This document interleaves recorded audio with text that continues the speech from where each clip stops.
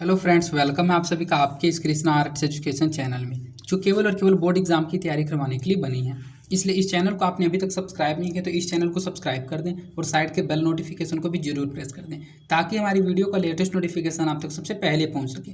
और अगर आपको इस चैनल से रिलेटेड क्लास 10 के नोट्स और PDF चाहिए, आपको क्लासेस के नोटिफिकेशन सही समय पर चाहिए, तो आप हमारे टेलीग्राम चैनल को ज्वाइन कर लें। टेलीग्राम चैनल पर जो नोट्स और PDF आपको दिए जाते हैं वे बिल्कुल मुफ्त में दिए जाते हैं और उनको पढ़कर आप अपने बोर्ड एग्जाम की तैयारी और अधिक अच्छे तरीके से कर सकते हैं। टेलीग्राम चैनल का लिंक डिस्क्रिप्शन में भी दिया हुआ है और आप टेलीग्राम एप्लीकेशन में कृष्णा आर्ट्स एजुकेशन को सर्च करके भी ज्वाइन हो सकते हैं। इसलिए टेलीग्राम चैनल को जरूर ज्वाइन कर लीजिएगा।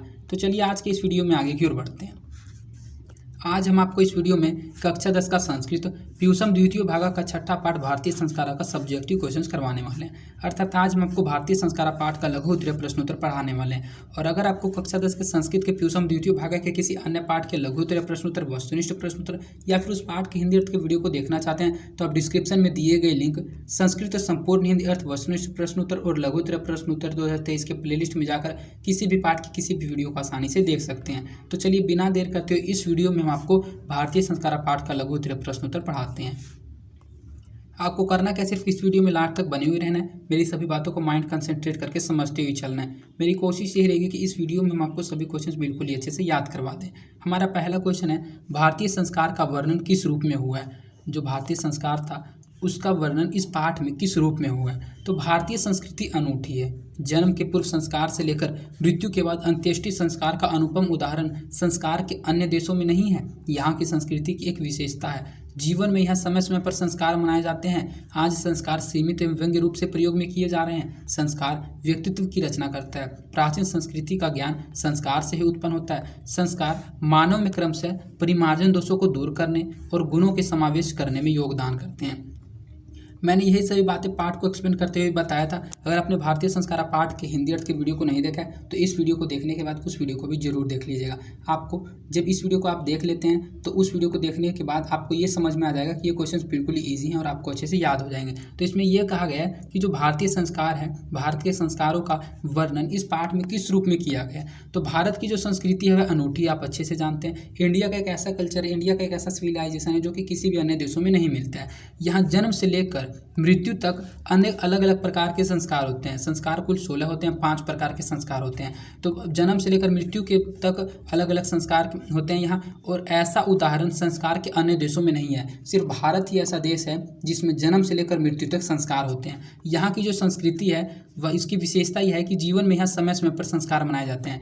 जो हमारे जीवन होता है उस जीवन में मुख्य अवसर पर हम लोग अलग अलग प्रकार के संस्कारों को मनाते हैं। तो यहाँ अलग अलग समय पर संस्कार को मनाए जाते हैं, यही इसकी विशेषता है। आज संस्कार जो है वह सीमित हो गया है और व्यंग्य रूप से अर्थात मजाक के रूप में इसको प्रयोग किया जाने लगा है। प्राचीन समय में संस्कारों को बड़े ही अच्छे तरीके से मनाया जाता था, लेकिन आज के समय में इसका जो व्यक्तित्व है उसकी रचना करता है और आज के समय में जो संस्कार है वह व्यंग्य रूप से प्रयोग किए जा रहे हैं।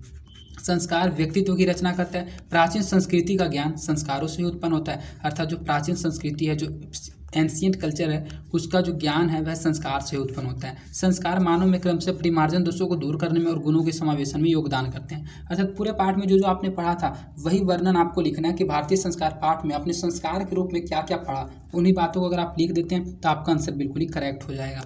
भारतीय जीवन में संस्कार का क्या महत्व है, अर्थात भारत के लोग जो हैं, जो इंडियन लाइफ है उसमें संस्कार का महत्व क्या है। तो भारतीय जीवन में प्राचीन काल से संस्कारों ने अपने महत्व को समझाए रखा है। अर्थात भारतीय जीवन में प्राचीन काल से संस्कार की एक अलग ही महत्ता है।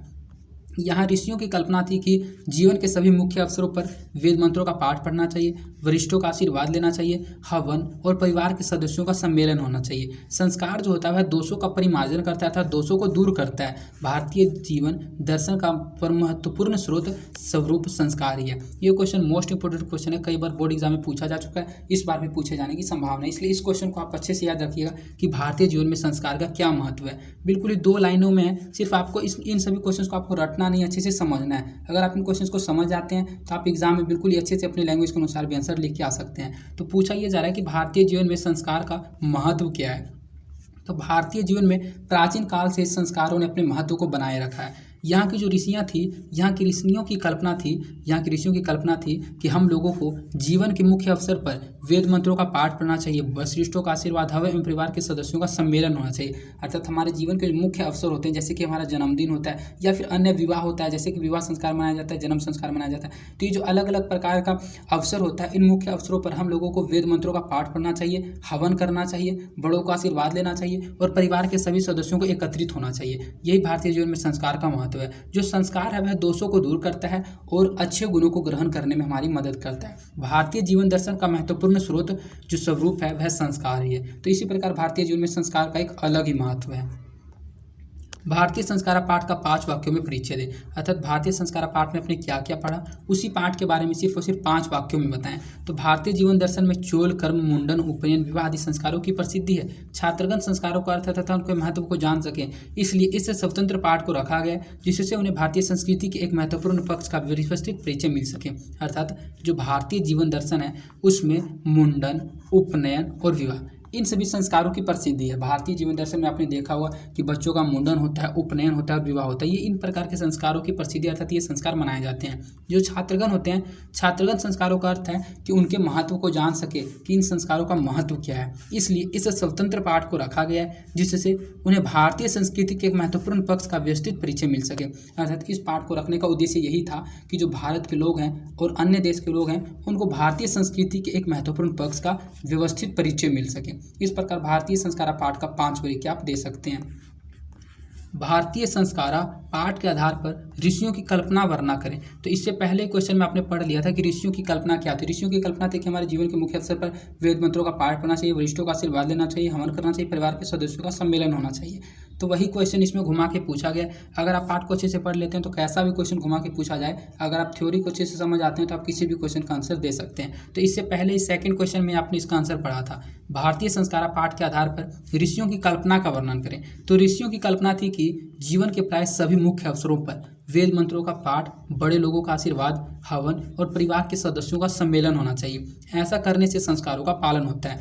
अर्थात अगर हम लोग ऐसा करते हैं कि अपने जीवन के मुख्य अवसर पर किसी प्रकार का कोई पूजा रखते हैं, ऐसा आपने देखा होगा आपके घर में जब कोई अच्छा काम होता है, जब कोई मुख्य अवसर होता है आपका, जैसे कि न्यू घर ही बनता है तो एक पूजा रखा जाता है। तो जब वह पूजा रखा जाता है तो उसमें वेद मंत्रों का पाठ होता है, उसमें हवन भी होता है, उसमें जो बड़े लोग होते हैं उसका जो छोटे लोग होते हैं बड़ों का आशीर्वाद लेते हैं और परिवार के सभी सदस्यों को वहाँ सम्मिलित किया जाता है। अगर आपके परिवार के सदस्य कहीं अलग अलग जगह भी रहते होंगे, लेकिन पूजा के समय अर्थात संस्कार के समय उन सभी को एकत्रित किया जाता है, आमंत्रित किया जाता है, बुलाया जाता है।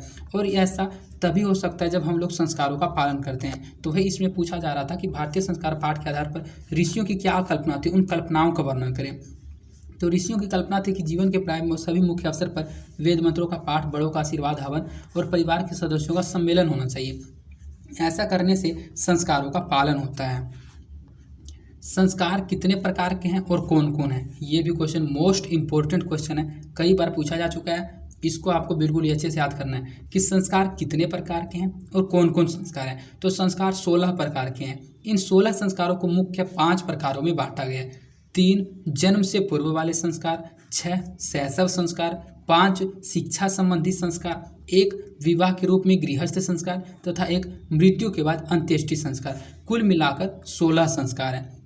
जो संस्कार हैं वे कितने प्रकार के और कौन कौन है, तो मैं आपको अच्छे से एक्सप्लेन करता हूँ। कुल संस्कार 16 हैं। संस्कार कुल 5 प्रकार के हैं। पहला जो संस्कार है वह जन्म से पूर्व वाला संस्कार है। दूसरा संस्कार शैशव संस्कार है। तीसरा संस्कार शिक्षा संबंधी संस्कार है। चौथा संस्कार विवाह गृहस्थ संस्कार है और 5वां संस्कार मृत्यु के उपरांत संस्कार है।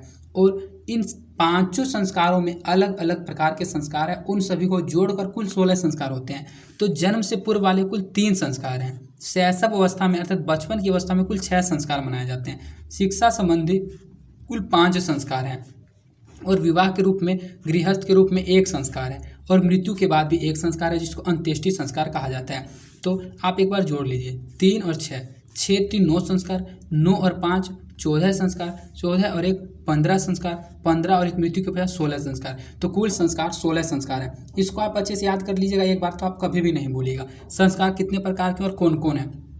16 संस्कार 16 प्रकार के हैं। इन 16 संस्कारों को मुख्य 5 प्रकारों में बांटा गया है। 3 जन्म से पूर्व वाले संस्कार, 6 शैशव संस्कार, 5 शिक्षा संबंधी संस्कार, 1 विवाह के रूप में गृहस्थ संस्कार तथा 1 मृत्यु के बाद अंत्येष्टि संस्कार। ये जो गृहस्थ संस्कार है यह विवाह के रूप में होता है और ये जो अंत्येष्टि संस्कार है मृत्यु के बाद होता है और कुल मिलाकर 16 संस्कार हैं।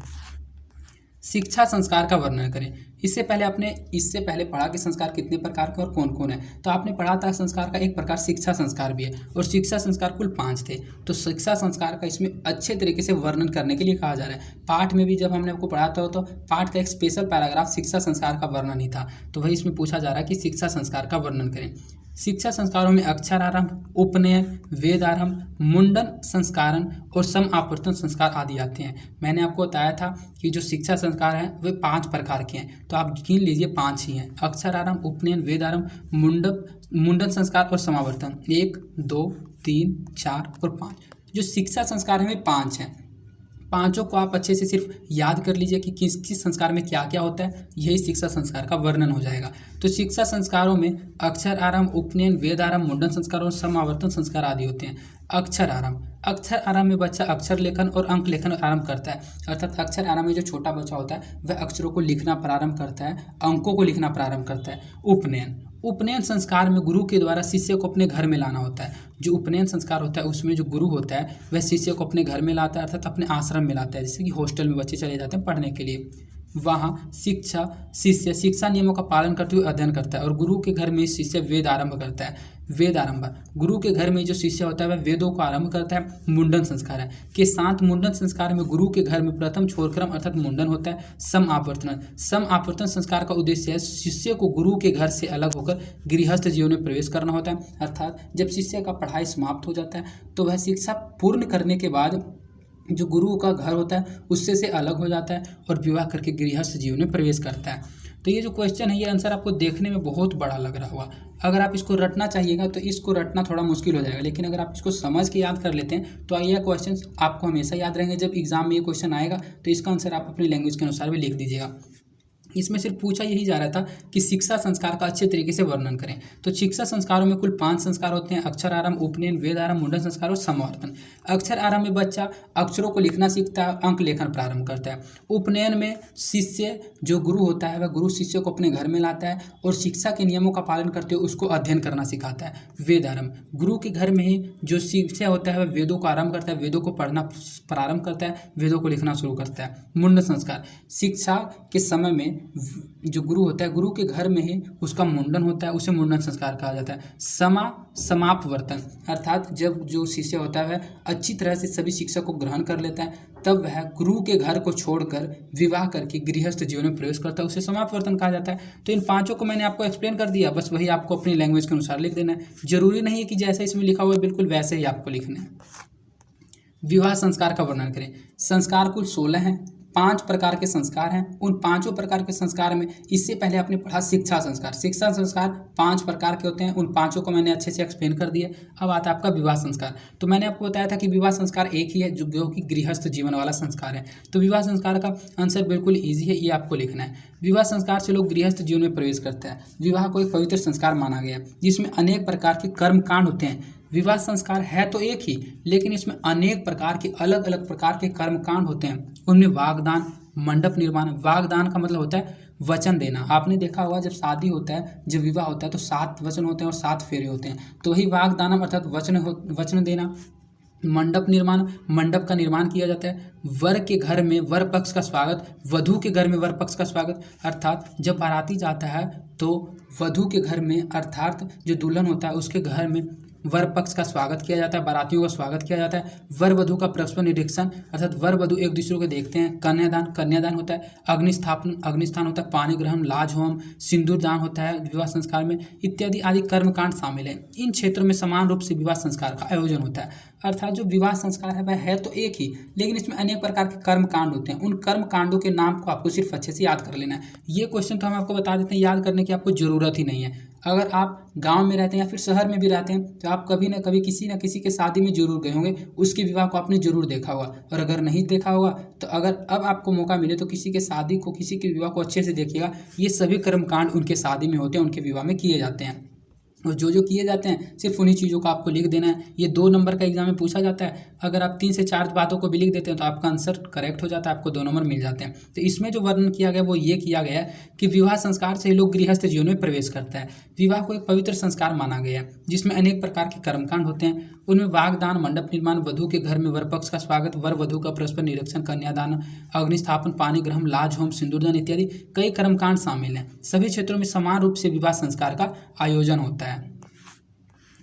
भारतीय संस्कारा पाठ का में लेखक का क्या संदेश है, अर्थात ये जो भारतीय संस्कारा पाठ आप पढ़ रहे हैं, इस पाठ के माध्यम से जो लेखक हम लोगों को क्या संदेश देना चाहते हैं, इस पाठ के माध्यम से लेखक हम लोगों को क्या बताना चाहते हैं। तो भारतीय संस्कारा पाठ में लेखक का संदेश है कि भारतीयों के व्यक्तित्व का निर्माण संस्कारों से ही होता है। जीवन में सही समय पर संस्कारों का अनुष्ठान होना चाहिए। विदेशी भी भारतीय संस्कारों के प्रति उन्मुख और जिज्ञासु हैं। भारतीय संस्कारा पाठ में लेखक हम लोगों को संदेश देते हैं कि भारतीयों के व्यक्तित्व का जो निर्माण है वह संस्कारों से होता है, अर्थात हम लोगों में जो अच्छे लक्षण होते हैं, जो अन्य प्रकार का व्यक्तित्व होता है, व्यक्तित्व की रचना भारत में संस्कारों से ही होती है, ऐसा लेखक का कहना है। लेखक ऐसा संदेश देते हैं। जीवन में सही समय पर संस्कारों और अनुष्ठान होने चाहिए। विदेशी भी भारतीय संस्कारों के प्रति उन्मुख और जिज्ञासु हैं, अर्थात जो विदेश में रहने वाले लोग हैं वे भारत के संस्कार को जानने के लिए उत्सुक रहते हैं। तभी तो वे भारत में घूमने के लिए आते हैं, तीर्थ यात्रा पर आते हैं, इंडिया के कल्चर को देखने के लिए आते हैं। तो भारतीय संस्कारा पाठ में लेखक सिर्फ हम लोगों को यही संदेश देते हैं कि भारतीयों के व्यक्तित्व का निर्माण संस्कारों से होता है। हम लोगों को जीवन में समय समय पर संस्कार और अनुष्ठान करने चाहिए। जो विदेश लोग होते हैं वे भारतीय संस्कारों के प्रति उन्मुख और जिज्ञासु हैं। भारतीय संस्कारा पाठ में लेखक का क्या विचार है। इससे पहले तो आपने पढ़ा कि भारतीय संस्कारा पाठ में लेखक हमें लोगों को संदेश क्या देना चाहते हैं। तो जो संदेश देना चाहते हैं वही विचार है। अगर आप एक ही आंसर दोनों क्वेश्चन में लिख देते हैं तो आपका आंसर तब भी सही हो जाएगा। भारतीय संस्कारा पाठ में लेखक का विचार है कि मनुष्य के व्यक्तित्व का निर्माण सुसंस्कार से होता है, इसलिए विदेशी भी संस्कारों के प्रति उन्मुख और जिज्ञासु हैं। अगर आपने ध्यान दिया होगा तो दोनों का आंसर मिलता जुलता है, सिर्फ क्वेश्चन पूछने का तरीका अलग है, तो आंसर भी थोड़ा घुमा के लिख दिया गया। भारतीय संस्कारा पाठ में लेखक का संदेश है कि भारतीयों के व्यक्तित्व का निर्माण संस्कारों से होता है, वही इसमें लिखा हुआ भारतीय संस्कार पाठ में लेखक का विचार है कि मनुष्य के व्यक्तित्व का निर्माण या फिर भारतीयों के व्यक्तित्व या फिर मनुष्य के व्यक्तित्व का निर्माण सुसंस्कार से ही होता है, अर्थात संस्कारों से होता है। विदेशी भारतीय संस्कारों के प्रति उन्मुख और जिज्ञासु हैं, इसलिए विदेशी विश्व संस्कारों के प्रति उन्मुख और जिज्ञासु हैं। ये दोनों क्वेश्चन एक ही टाइप के, एक ही क्वेश्चन है, सिर्फ पूछने का तरीका अलग है। आंसर आपको एक भी लिखते हैं तो चल जाएगा। अब इस पाठ का आपका लास्ट क्वेश्चन है, भारतीय संस्कारा पाठ में लेखक हम लोगों को शिक्षा क्या देना चाहते हैं। ये थोड़ा इंपॉर्टेंट क्वेश्चन है। भारतीय संस्कारा पाठ से लेखक हम लोगों को क्या संदेश देते हैं और उनका विचार क्या है। ये दोनों क्वेश्चन एक ही टाइप का, इसका आंसर भी एक ही टाइप का हो जाएगा, लेकिन ये थोड़ा अलग है। भारतीय संस्कारा पाठ में लेखक हम लोगों को क्या शिक्षा देना चाहता है। तो लेखक इस पाठ से हम लोगों को शिक्षा देना चाहता है कि संस्कारों के पालन से व्यक्तित्व का निर्माण होता है। संस्कारों का उचित समय पर पालन करने से गुण बढ़ते हैं और दोषों का नाश होता है। भारतीय संस्कृति की विशेषता संस्कारों के कारण ही है। लेखक हमें सुसंस्कारों का पालन करने का संदेश देते हैं, अर्थात लेखक भारतीय संस्कारा पाठ के माध्यम से हम लोगों को शिक्षा देते हैं कि हम लोगों को जीवन में समय समय पर संस्कार करने चाहिए, अनुष्ठान करने चाहिए, क्योंकि संस्कारों के पालन से एक व्यक्तित्व का हम लोगों में निर्माण हो जाता है। संस्कारों के उचित समय पर पालन करने से हम लोगों में गुण बढ़ते हैं और जो हम लोगों में जो दोष होते हैं उन दोषों का नाश हो जाता है। तभी तो घर वगैरह में पूजा पाठ करवाए जाते हैं, जिससे नई कीर्ति आती है, गुण बढ़ते हैं और दोषों का नाश हो जाता है। भारतीय संस्कृति की विशेषता जो है वह संस्कारों के कारण ही है, अर्थात इंडिया का जो कल्चर है वह इतना फेमस इसलिए है क्योंकि यहाँ का जो सिविलाइजेशन, यहाँ का जो संस्कार है उसी के कारण भारतीय संस्कृति विशेषता है। लेखक हमें सुसंस्कारों का पालन करने का उद्देश्य देता है, अर्थात लेखक जो है वह हम लोगों को बताता है कि हम लोगों को अच्छे संस्कारों का पालन करना चाहिए। तो इस प्रकार भारतीय संस्कारा पाठ के आपके 10 क्वेश्चन सब्जेक्टिव हो गए। अगर बोर्ड एग्जाम में पूछा जाना होगा तो इन्हीं में से क्वेश्चन पूछा जाएगा। वैसे मैं चाहता तो इस पाठ का 5 ही सब्जेक्टिव क्वेश्चन करा सकता था, लेकिन मैंने घुमा कर एक ही टाइप के आंसर के अलग अलग क्वेश्चन बनाए, जिससे आपको समझने में आसानी होगी और आप अच्छे से समझ गए होंगे। मैं आशा करता हूँ कि ये सभी क्वेश्चंस आपको याद हो गए होंगे, याद तो नहीं लेकिन समझ में जरूर आ गए होंगे। और अगर आपके ये क्वेश्चंस पूछे जाएंगे तो आप 101% इसका आंसर बता देंगे। और अगर आपको फिर भी समझ में नहीं आए तो इस पाठ के हिंदी अर्थ को वीडियो को देख लीजिएगा और इस वीडियो को एक बार रिपीट करके जरूर देख लीजिएगा। और अगर आपको इसका आंसर सहित PDF चाहिए तो आप हमारे टेलीग्राम चैनल को ज्वाइन कर लें। टेलीग्राम चैनल पर इसके PDF के अलावा भी आपको अन्य सही सब्जेक्ट के चैप्टर्स और PDF मिल जाएंगे, जो कि मैंने आपको वीडियो के शुरू में ही बता दिया था। और अगर आपको यह वीडियो पसंद आई है तो इस वीडियो को अपने दोस्तों के भी ज़्यादा से ज़्यादा शेयर कीजिएगा और इस वीडियो को लाइक भी जरूर कर दीजिएगा, इससे मेरा मोटिवेशन बना हुआ रहता है। और अगर आपने अभी तक इस चैनल को सब्सक्राइब नहीं किया तो इस चैनल को सब्सक्राइब कर दें और साइड के बेल नोटिफिकेशन को प्रेस कर दें। और अगर आपको किसी प्रकार की कोई समस्या होती है, आप अपना राय, सलाह, फीडबैक कुछ भी मुझ तक पहुँचाना चाहते हैं तो कमेंट के माध्यम से आप अपनी बातों को मुझ तक पहुँचा सकते हैं। तो आज के लिए इतना ही, धन्यवाद। मिलते हैं आपसे किसी अन्य इंपॉर्टेंट वीडियो में।